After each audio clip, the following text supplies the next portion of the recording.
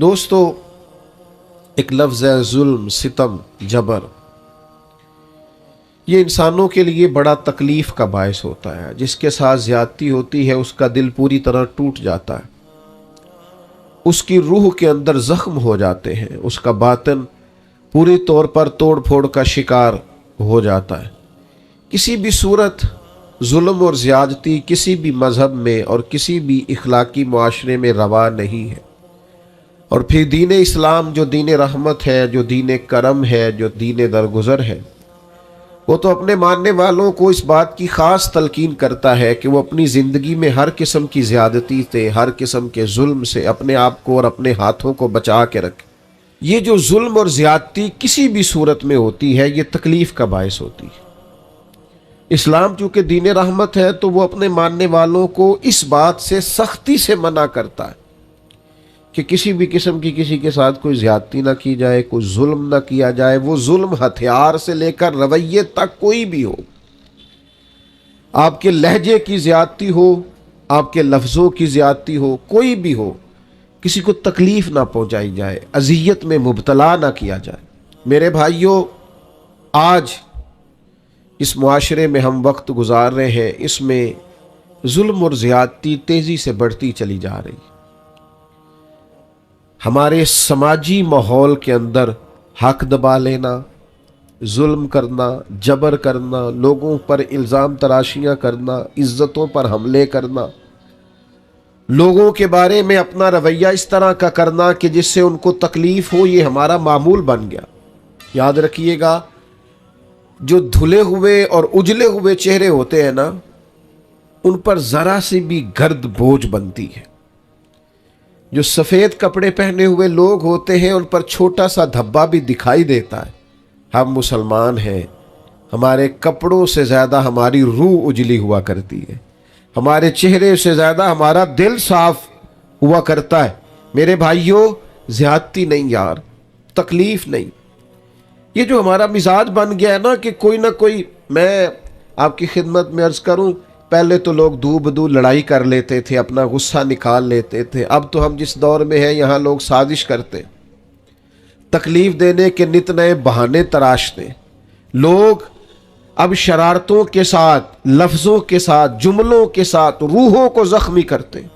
یاد رکھیے گا، نبی رحمت صلی اللہ تعالی علیہ وسلم نے فرمایا کہ رب فرماتا، لوگوں میں نے اپنی ذات پر ظلم کو حرام قرار دے دیا ہے۔ مالک و قادر مطلق ہو کر کریم فرماتا ہے، میں کسی پر ظلم نہیں کرتا، اور تمہارے درمیان بھی ظلم کو حرام قرار دیتا ہوں، کسی پر زیادتی نہ کرنا۔ میں کیسے آپ کو بتاؤں کہ بہویں دروازوں سے لگ کے رو رہی ہیں، بہو کا باپ صلح کرانے گیا ہے تو وہ روتا جا رہا ہے اور روتا آ رہا ہے۔ جس کے ہاتھ کوئی سرا آیا ہے کسی کی ڈور کھینچنے کا، پھر اس نے کم نہیں کی۔ کسی شخص کا کہیں ہاتھ پڑتا تھا، وہ طاقتور تھا تو اس نے پھر کمزور کو لتاڑنے میں، گھسیٹنے میں کوئی کسر نہیں چھوڑی۔ مومن کی یہ شان نہیں۔ مومن کا مقام تو یہ ہے کہ نبی پاک صلی اللہ علیہ وسلم سے پوچھا گیا، حضور فرماتے حضرت موسیٰ علیہ السلام نے اللہ سے پوچھا، مالک تیری بارگاہ میں معزز کون ہے؟ بڑے لوگ بڑی جگہوں پہ معزز ہے، کوئی خاندان میں معزز ہے، کوئی قبیلے میں معزز ہے، کوئی علاقے میں معزز ہے، کوئی اپنے شعبے میں بڑا معزز ہے۔ اے اللہ تیرے حضور معزز کون ہے؟ تو حضور فرماتے رب کریم نے حضرت موسیٰ علیہ السلام سے فرمایا، میرے کلیم، جس کے پاس بدلہ لینے کی طاقت ہو اور پھر بھی اپنے بھائی کو معاف کر دے، رب کی نظر میں اس کی بڑی عزت ہے۔ وہ بڑا قابل تکریم ہے، وہ بڑا قابل اعزاز ہے۔ وہ طاقتور تھا، صاحب حیثیت تھا، اینٹ کا جواب پتھر سے دینے کی طاقت رکھتا تھا، وہ تہ و بالا کر سکتا تھا، لیکن کیا کیا اس نے کہ وہ جب قادر آیا، غالب آیا، اس نے معاف کر دیا اللہ کی رضا کے۔ تو ظلم نہیں، جبر نہیں، زیادتی نہیں، تکلیف نہیں۔ اور اگر کوئی ظلم کر رہا ہے تو وہ یہ مت بھولے کہ اگر کسی کو پتہ نہیں ہے کہ میں زیادتی کر رہا ہوں، وہ گھر میں زیادتی کر رہا ہے یا دکاندار ہو کے گاہکوں سے زیادتی کر رہا ہے یا آفیسر ہو کر اپنے ماتحتوں سے زیادتی کر رہا ہے، یا سربراہ ہو کر کسی ادارے کا اس ادارے کے معاملات سے زیادتی کر رہا ہے، استاد ہے تو شاگردوں کے حق میں کسی قسم کی ناانصافی کا مظاہرہ کر رہا ہے، وہ کوئی بھی اگر وہ سمجھتا ہے کہ میں زیادتی کر رہا ہوں، ظلم کر رہا ہوں، اور یہ کہ کسی کو پتہ نہیں چل رہا، میری سازش بڑی کامیاب جا رہی ہے اور میں نے آنکھوں میں دھول جھونک رکھا ہے، تو اللہ کا قرآن بولا، فرمایا وَلَا تَحْسَبَنَّ اللَّهَ غَافِلًا عَمَّا يَعْمَلُ الظَّالِمُونَ، فرمایا اے سننے والے، ہرگز اللہ کو ان کاموں سے بے خبر نہ سمجھنا جو کام ظالم کر رہے ہیں، یہ گمان نہ کرنا کہ رب بے خبر ہے، یہ وَلَا تَحْسَبَنَّ اللَّهَ غَافِلًا، اللہ کو غافل نہ جاننا، معاذ، یہ گمان نہ کرنا کہ اللہ بے خبر ہے ان کاموں سے جو کام ظالم کر رہے ہیں، تو یا اللہ اگر تو باخبر ہے اور اگر آشنا ہے اور حقیقتاً ہے اور یقیناً ہے اور ایمان ہے کہ ہے، تو پھر ظلم ہوتا جا رہا ہے، پھر جبر ہوتا جا رہا ہے۔ تو اللہ کریم نے فرمایا انما یؤخرہم لیوم تشخص فیہ الابصار، فرمایا رب انہیں اس دن کے لیے مہلت دے رہا ہے جس دن پھر آنکھیں کھلی کی کھلی رہ جائے گی، اس قیامت کے دن تک کے لیے اللہ مہلت دے رہا ہے جس دن پھر نگاہیں پھٹ جائیں گی، آنکھیں کھلی کی کھلی رہ جائے گی۔ دوستو یاد رکھنا، ظلم کی 3 قسمیں، شرک بھی ظلم ہے، قرآن مجید نے کہا ان الشرک لظلم عظیم، بے شک شرک بہت بڑا ظلم ہے، یہ اللہ کے ساتھ زیادتی ہے کہ مالک اللہ ہو، خالق اللہ ہو، رازق اللہ ہو، قادر اللہ ہو اور انسان اس کے ساتھ شریک ٹھہرائے۔ ایک تو یہ شرک ہے، ایک شرک اپنی ذات پر بھی شرک ہوتا ہے۔ جو لوگ گناہ کرتے ہیں نا، جو لوگ اللہ کی نافرمانی کر کے اپنے لیے دوزخ اکٹھی کرتے ہیں، وہ اپنی جان پر ظلم کرتے ہیں، گناہ کر کے، زیادتی کر کے، اللہ کی نافرمانی کر کے۔ قرآن مجید نے کہا وَمَن يَتَعَدَّ حُدُودَ اللَّهِ فَأُولَٰئِكَ هُمُ الظَّالِمُونَ، فرمایا وہ جو اللہ کی حدوں کو توڑتے ہیں وہ ظالم ہیں، اپنی جان پر ظلم کر رہے، وہ اپنے ساتھ زیادتی کر رہے۔ اور جو کسی پر ظلم کرے وَلَا تَحْسَبَنَّ اللَّهَ غَافِلًا عَمَّا يَعْمَلُ الظَّالِمُونَ، وہ یاد رکھے کہ اللہ بے خبر نہیں ہے، اللہ کو علم ہے، اللہ نے ڈھیل دے رکھی۔ نتیجہ کیا نکلے گا؟ نتیجہ یہ نکلے گا جو تھوڑی سی بھی زیادتی کر رہا ہے نا، اسے 3-4 نقصان ہوتے ہیں۔ سب سے پہلا نقصان تو یہ ہوتا ہے کہ اللہ ظالموں کو پسند نہیں کرتا، تو جس کو رب پسند نہ کرے وہ پھر کسی کا پسندیدہ رہ سکتا، اس کی زندگی سکون قرار والی ہو سکتی۔ اگر کوئی ظالم ہے تو لا یحب الظالمین، اللہ ظالموں کو پسند، بڑا ظلم کر لے جس نے کرنا ہے، جتنی زیادتی کرنی ہے کر لے، لیکن اللہ کہتا ہے انہ لا یفلح الظالمون، ظالم کبھی کامیاب نہیں ہو سکتا۔ ہزاروں بچے قتل کرائے تھے فرعون نے، یذبحون ابناءکم ویستحیون نساءکم، وہ بچوں کو قتل کرا دیتا، عورتوں کو زندہ رکھتا کہ حضرت موسیٰ علیہ السلام پیدا نہ ہو۔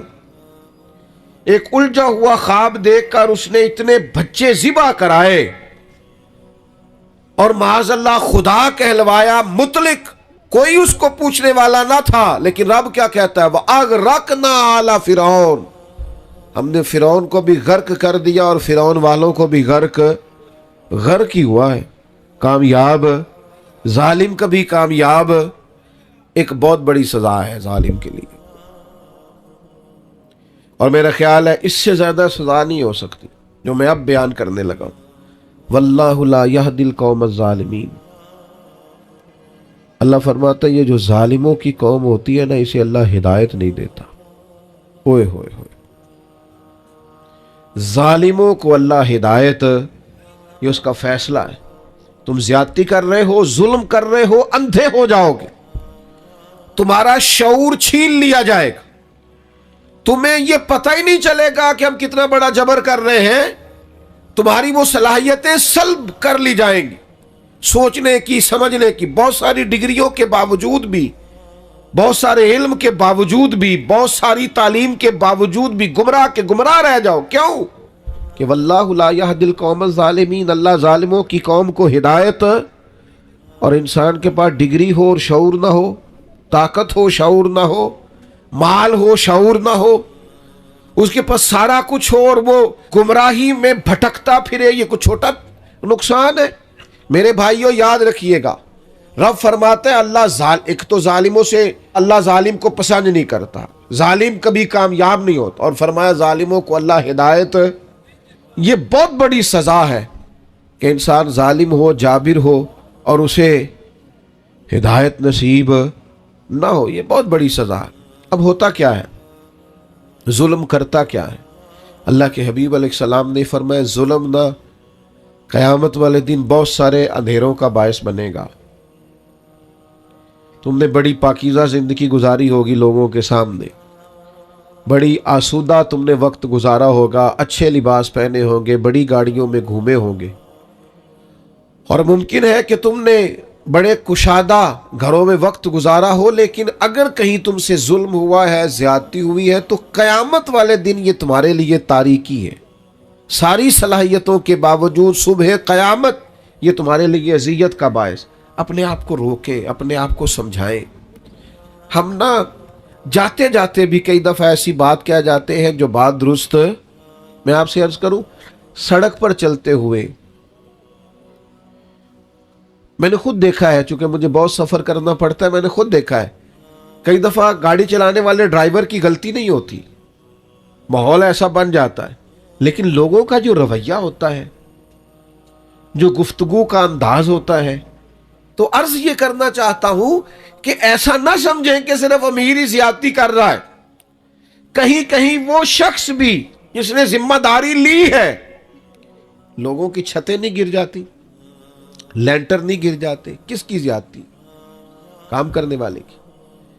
तो अपने अपने शोबे में, अपनी अपनी जगह, अपने अपने माहौल में लोग गैर जिम्मेदार होते हैं, ज्यादती करते हैं, उसका नुकसान होता है। तो मेरे अजीज याद रखिएगा, ज्यादती नहीं। अल्लाह के प्यारे रसूल सल्लल्लाहु ताला अलैहि वसल्लम ने फरमाया, आपस में एक दूसरे पर जुल्म ना करो, वरना तुम दुआएं करोगे तो अल्लाह तुम्हारी दुआएं कबूल नहीं करेगा। तुम बारिशें मांगोगे, अल्लाह तुम्हें बारिशें नहीं देगा। तुम अल्लाह से मदद मांगोगे, लेकिन तुम्हारी मदद नहीं की जाएगी। याद रखिएगा, अपनी ज़िंदगी में कोशिश करें, हम अमीर हैं या गरीब हैं, हम बाप हैं, उस्ताद हैं, आलिम हैं, ऑफिसर हैं, सियासतदान हैं, कुछ भी हैं, हमसे कोई ज़्यादती ना हो, किसी को हमारी वजह से तकलीफ़ ना पहुँचे। मैं दोस्तों से कहा करता हूँ, चलो इस तरह करो, किसी का भला नहीं कर सकते नुकसान ही ना करो, फ़ायदा नहीं कर सकते तो किसी के साथ जुल्म ही ना करो, किसी को दुआ नहीं दे सकते तो बद्दुआ ही ना दो। चलो ऐसा करो कि अपने वजूद को रुकावट ही ना बनाओ, किसी के लिए आसानी पैदा करने की सही करें, मिलजुल के किसी का भला करने की कोशिश करें, लोगों के लिए खैर जमा करने का इरादा करें, कोशिश करें किस हद तक किसी का भला हो सकता है। लेकिन मजलूम जो है, जिस पर ज्यादती की जा रही, याद रखिएगा, समझ लीजिएगा कि जिस तरह लोग कहते हैं ना फलाने आदमी को कि यहां आग है, इससे बच, यहां तीर बरस रहे हैं, बच जा, यहां गोलियां चल रही है, बच जा। मजलूम की बद्दुआ से भी इसी तरह बचना चाहिए। जब लोग किसी को इतना मजबूर कर देते हैं ना कि बेबस हो जाए और वो और किसी से कुछ ना कह सके, जब वो इस बात पर मजबूर हो जाए कि अब किसी को कुछ नहीं कह सका और फिर वो रो के रब के हुजूर अर्ज करे, उस वक़्त से बचे, मजलूम की बद्दुआ से बचे। हजरत माज इब्न जबल रदी अल्लाह ताला अन्हु को नबी पाक सल्लल्लाहु ताला अलैहि वसल्लम ने यमन का गवर्नर बनाया था, और जब रसूलुल्लाह सल्लल्लाहु ताला अलैहि वसल्लम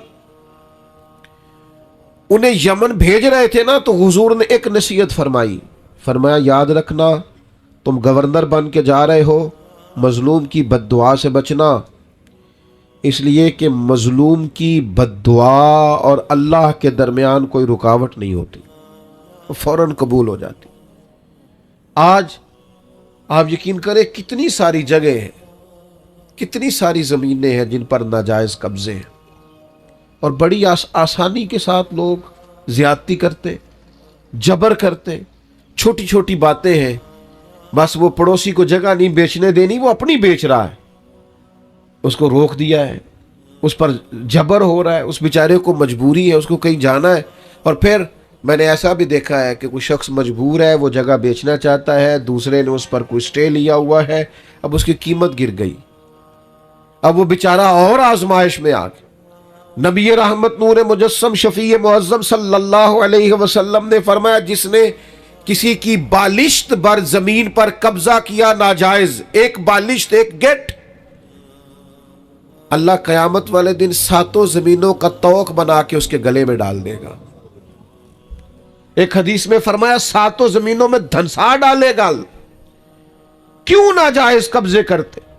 انسان کے لیے صرف 2 گز زمین کی ضرورت ہے جس کا وہ اصل مالک ہوتا ہے قیامت تک، جس میں رہنا ہے۔ لیکن ہمارے ہاں چھوٹی چھوٹی چیزوں پر لوگ ایک دوسرے کا ساتھ زیادتی کرتے ہیں۔ اور بھائیوں، اگر بادشاہ چاہتے ہیں نا ان کے محل سلامت رہے تو وہ کوشش کرے کسی کی جھونپڑی کو تکلیف نہ دے۔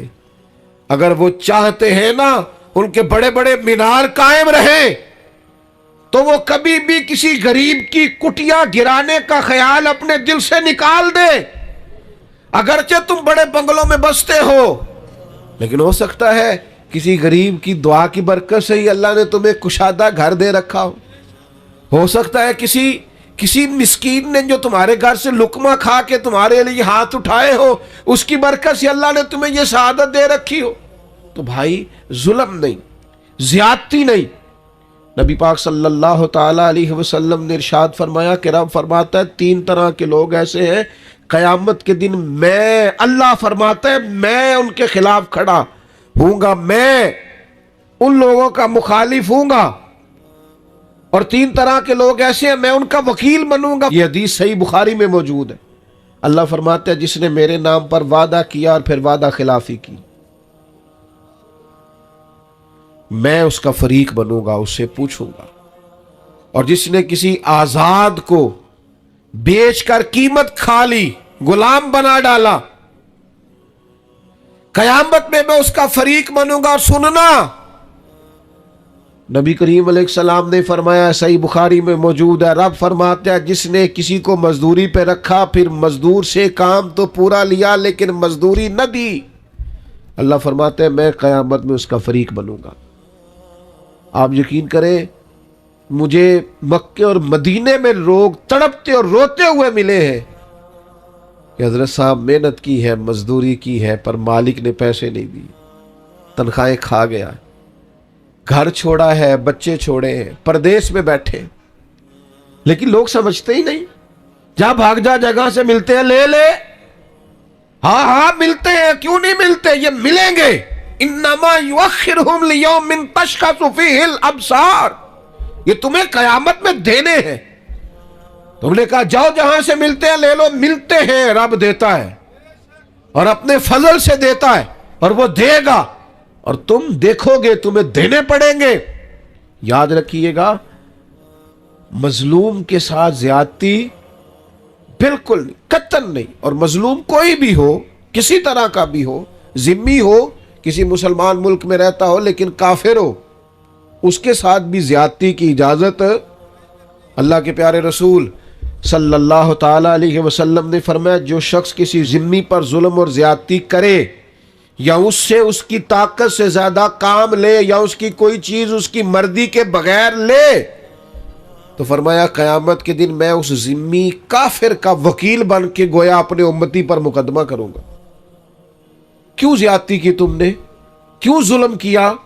میرے بھائیوں، ہمیں نا حساس ہونا پڑے گا، تھوڑا سا ان چیزوں کو سمجھنا پڑے گا۔ ہمارے گھروں میں بڑی زیادتیاں ہوتی ہیں، ہم چپ رہتے ہیں، آپ نے ناراض نہیں ہونا، بعض جگہ پہ ساتھ زیادتی کر رہی ہوتی ہے، سسر صاحب اپنی عزت بچائے بیٹھے، یہ زیادتی ہو رہی ہے اور تیرے سامنے ہو رہی، اور تو اس لیے دانت دبائے بیٹھا ہے کہ تو اگر بولے گا تو پھر تیرے بارے میں بھی بات ہو جائے گی، اپنا دفاع کرتے کرتے ظلم کو دیکھتا جا رہا ہے۔ ہمارا دوست اپنے ملازم پر زیادتی کر رہا ہوتا ہے، ہمیں خبر ہوتی ہے، لیکن ہم کہتے ہیں مجھے کیا لگے، میرے تعلقات تو ٹھیک چل رہے ہیں نا۔ ہمارے اڑوس پڑوس میں بہت سارے لوگ ظلم کا، جبر کا، زیادتی کا بازار گرم کیے ہوئے ہوتے ہیں، لیکن ہم گونگے بنے رہتے ہیں، جان بوجھ کے اندھے بہرے بنے رہتے ہیں۔ ہم ہاتھ روک سکتے۔ اللہ کے حبیب علیہ السلام نے فرمایا ظالم کی بھی مدد کرو اور مظلوم کی بھی مدد کرو۔ میرے عزیز یاد رکھیے گا، حضور علیہ السلام نے فرمایا اپنے بھائی کی مدد کرو، چاہے ظالم ہو چاہے مظلوم ہو۔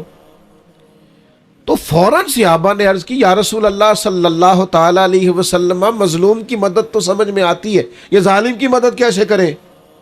اللہ کے حبیب نے فرمایا اسے ظلم سے روک دو، یہی اس کی مدد ہے۔ اسے سمجھا دو کہ بھئی یہ تو زیادتی کر رہا ہے، یہ تو غلط کر رہا ہے، اس سے تو اپنے لیے دوزخ کٹھی کر رہا ہے، اسے سمجھا دو، قائل کر دو، اسے اس ظلم سے روک دو، بڑی مدد ہے، اس کی دنیا اور آخرت بچ جائے گی، اسے قائل کرو۔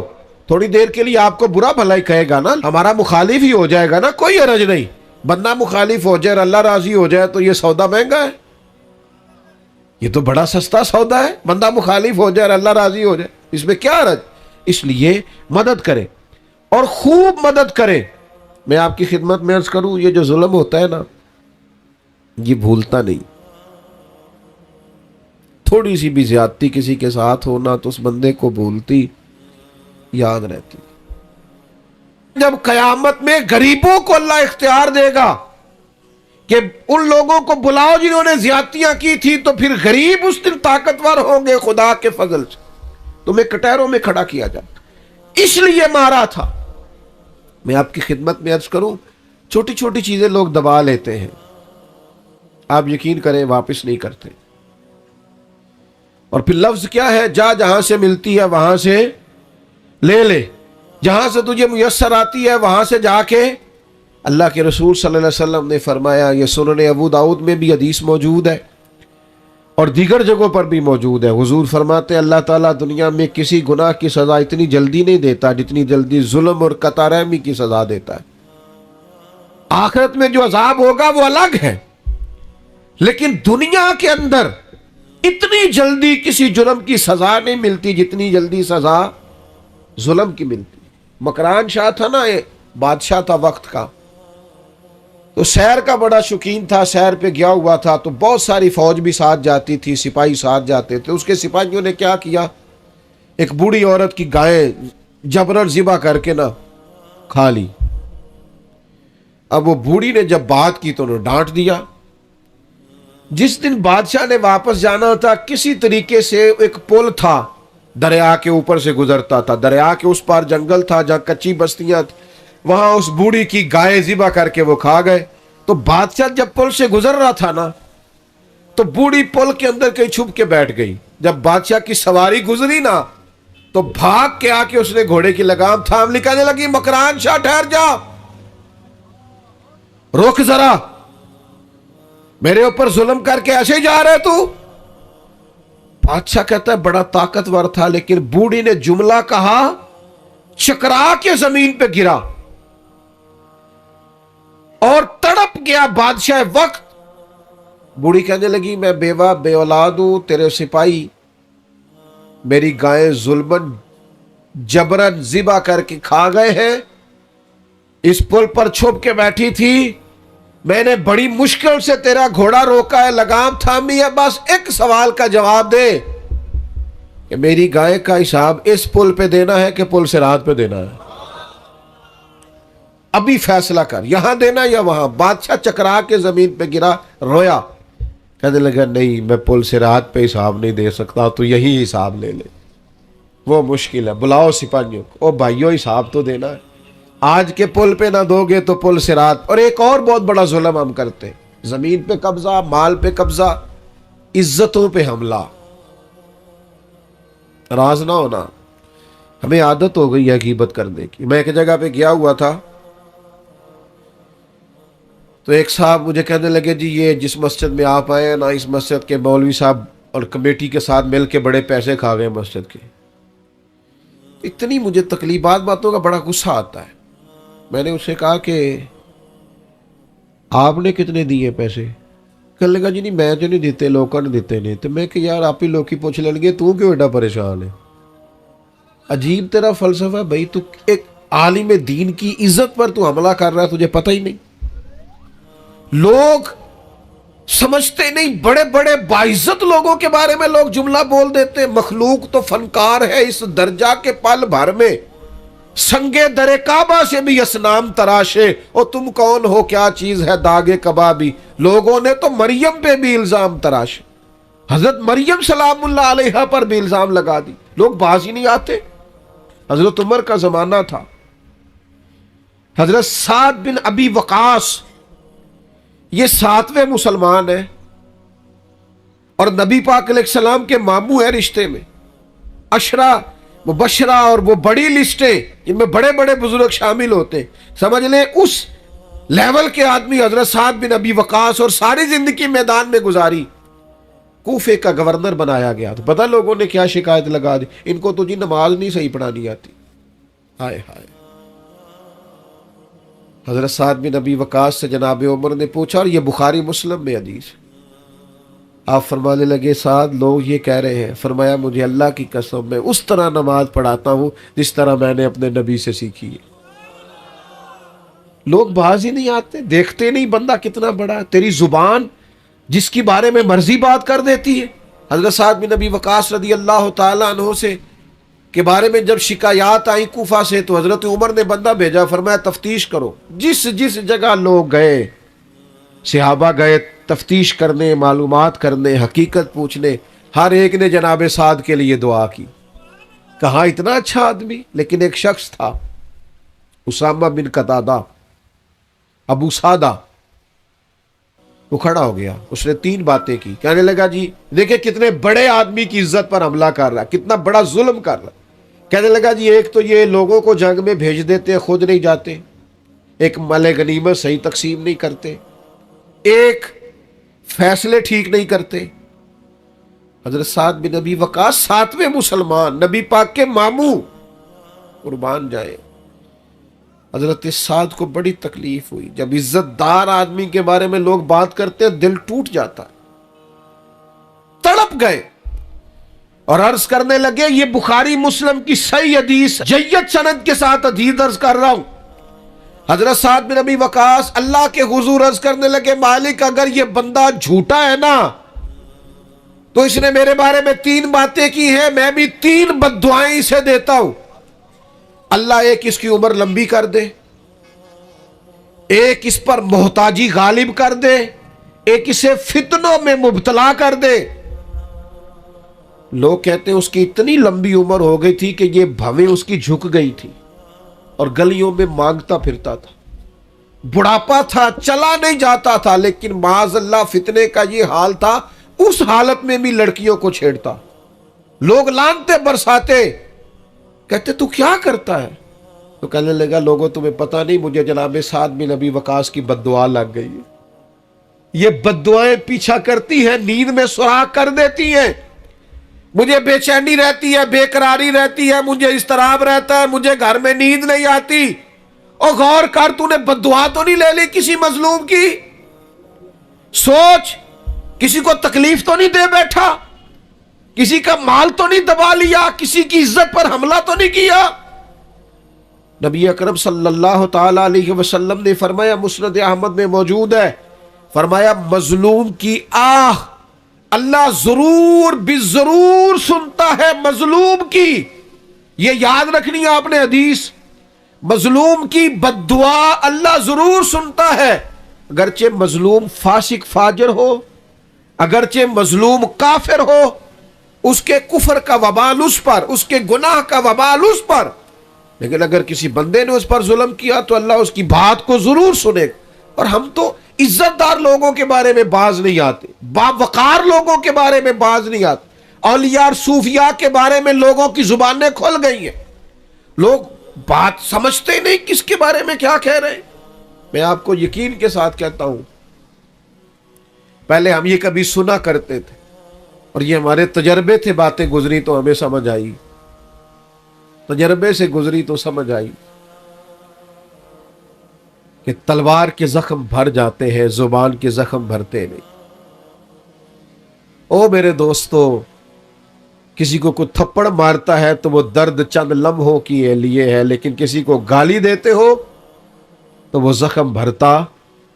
اور اگر اپنے کسی پیارے کے بارے میں بیٹھ کے کئی غیبت کرتے ہو نا، میں نے ایک دفعہ اپنے ایک دوست کے بارے میں اس کی غیر موجودگی میں کہا تھا، میں نے کہا یار ساری دنیا بات کر لیتی، تو نہ کرتا، تجھ سے شکوہ نہیں بے وفائی کا، پر تجھ سے امید بہت زیادہ تھی، تیرا تو پیار تھا، تیرا بنتا نہیں تھا، تجھے نہیں چاہیے تھا۔ اور پھر آپ ایک بات آپ کو بتاؤں، جن کے پاس بیٹھ کے ہم غیبتیں کرتے ہیں نا، یہ سگے نہیں ہوتے، یہ فوراً جا کے سناتے، اور آدھی بات آپ نے کی ہوتی ہے، باقی آدھی ان کے پاس ہوتی ہے۔ اور کچھ لوگوں کو چسکا لگا ہوتا ہے لوگوں کی عزتوں پہ ہاتھ ڈالنے کا، یہ کام کبھی نہ کریں، اور لوگ کر دیتے ہیں۔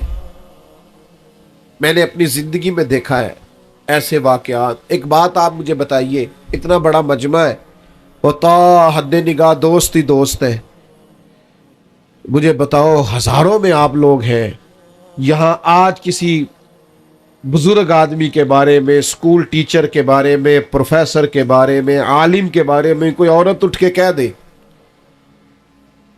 کہ اس نے میرے ساتھ 10 درازی کی ہے، تو لوگ تفصیل پوچھیں گے جا کے اس بندے سے کہ تو نے کیا کہ نہیں؟ کس کی مانی جاتی ہے؟ کوئی تفصیل ہی نہیں پوچھتا، کوئی کسی طرف جاتا ہی نہیں، کوئی وضاحت ہی نہیں لیتا، بات گھوم جاتی ہے۔ اور آپ میں 99 خوبیاں ہوں، اس کی تشہیر نہیں کرتے لوگ، لیکن ایک خامی ہو تو زیادتی کرتے، جگہ جگہ بات کو گھماتے، اور باتوں کا وجود نہیں ہوتا، وہ باتیں عام کر دیتے۔ حضرت سعید بن زید عشرہ مبشرہ صحابی ہیں، حضرت عمر کے بہنوئی ہیں، یہ وہی حضرت سعید بن زید ہیں جن کو حضرت عمر نے بڑا مارا تھا کلمہ پڑھنے پر، پھر انہوں نے کہا کیا تجھے بھی لے جائے، صحیح حدیث میں موجود ہے بخاری مسلم میں۔ حضرت سعید بن زید پر ایک عورت نے الزام لگا دیا، آئے ہائے، عزت دار آدمی مر جاتا ہے جب کوئی اس طرح کا معاملہ کرتا ہے، اس کا وجود کاٹ دیا جائے تو اتنی تکلیف نہیں ہوتی، لیکن اگر کوئی اس طرح اٹھ کے کہہ دے، کس کو بندہ وضاحتیں دیتا پھرے، یہ مشکل ہو جاتا ہے۔ اتنا ظلم ایک عورت نے، اور عشرہ مبشرہ صحابی جن کی زندگی اتنی محفوظ ہے کہ نبی پاک نے انہیں دنیا میں رہتے ہوئے جنت کی بشارت دے دی۔ میں اکثر دیندار لوگوں سے کہتا ہوں، مجھے کوئی دوست کہتا ہے نا فلانا باتیں کرتا ہے فلاں عالم کے بارے میں یا فلاں بزرگ کے بارے میں، تو میں کہتا ہوں لوگوں نے تو نبیوں کو معاذ اللہ اور صحابہ کو معافی نہیں دی، تم کون ہو؟ باتیں ہیں کرنے دو۔ حضرت سعید بن زید پر الزام لگا دیا، اور الزام کیا لگایا؟ اس نے میری زمین پر قبضہ کر لیا۔ مدینے کا حاکم تھا مروان کے سامنے الزام لگا دیا۔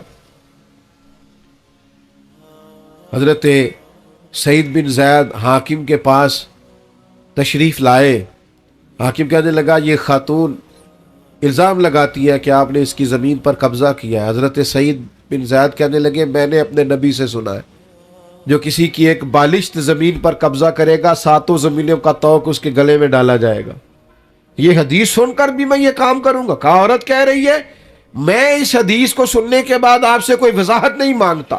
حاکم تو نے تو بات ختم کر دی، لیکن وہ عورت مختلف جگہوں پہ الزام لگاتی رہی، میری زمین پہ قبضہ کر لیا، یہ کر لیا، وہ کر لیا۔ دل ٹوٹ گیا حضرت سعید بن زید کا، تکلیف میں آ گئے، اور پھر تڑپ کے ہاتھ اٹھائے، مظلوم تھے نا، کہنے لگے اللہ اگر یہ عورت جھوٹی ہے اتنی دیر تک اسے موت نہ دینا جب تک یہ اندھی نہ ہو جائے، اور اسے اس کی زمین میں ہی مارنا، اس کی زمین میں اس کی قبر بنانا۔ اتنے عزت دار آدمی پہ ظلم کیا، الزام لگا دیا، عزت پہ ہاتھ ڈال دیا۔